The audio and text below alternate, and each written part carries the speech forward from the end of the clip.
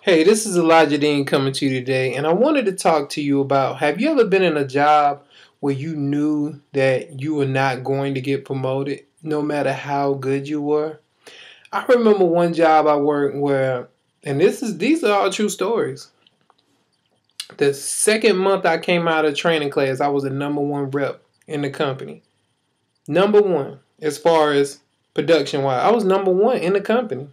Second month out of training, I bust my ass and became the number one rep in the second month.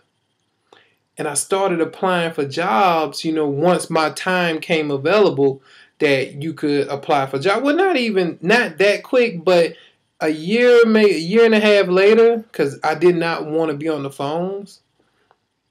And I will never forget that I kept applying to jobs. I couldn't even get an interview. And I asked my supervisor who hired me, and she always kept it real with me. She always did, and I really appreciate her to this day. And she said, "Hey, you got to understand something, Elijah. If you're producing at a level that high, do you think they really want to take you off the phones? Think about that." She was like, "Really think about that. If you're producing, if you're putting out that much volume for a company, do you really think that they want to take you off the phones and give you some type of management job?" And that crashed my whole paradigm, because I'm looking at it like, well, I thought if I came in here and worked hard, sky was the limit, because that's what I was told. It's not true. Corporate America doesn't work like that. They work off who they like, who they owe favors to, family members, who's bringing them Diet Cokes on lunch. That's how corporate America works. And that's when I realized, I said, I have to take control of my life. I should be able to get paid directly for the amount of money I'm bringing out, not a fraction of the cost, because that's what corporate America was doing.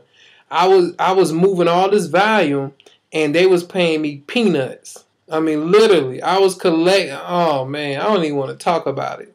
I was in collections, and I was collecting money. It was crazy, man. And when I think about how much I got paid for all the money I collected, and I didn't have a problem with that because I was working for somebody. But then to be slapped in the face when you're producing at a high level, to say, hey, you know what?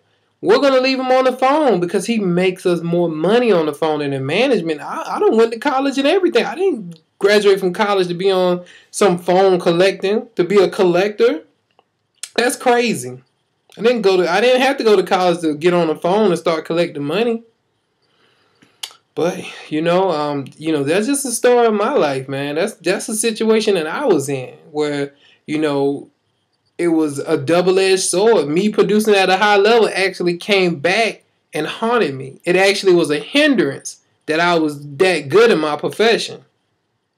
I ended up leaving that job because I couldn't get out of that position. No matter what happened at that point, because they knew my capability. They knew I could produce at a high level. So what I do? Drop my production, and then they know. They're gonna know that you're dropping your production. They know what you're capable of. So it was a double-edged sword for me. It was catch-22, however you want to put it. So if you're stuck in a job and you're producing at a high level and it's holding you back, or if you're in a job where it's a dead end, and I don't care what you do, then click the link below.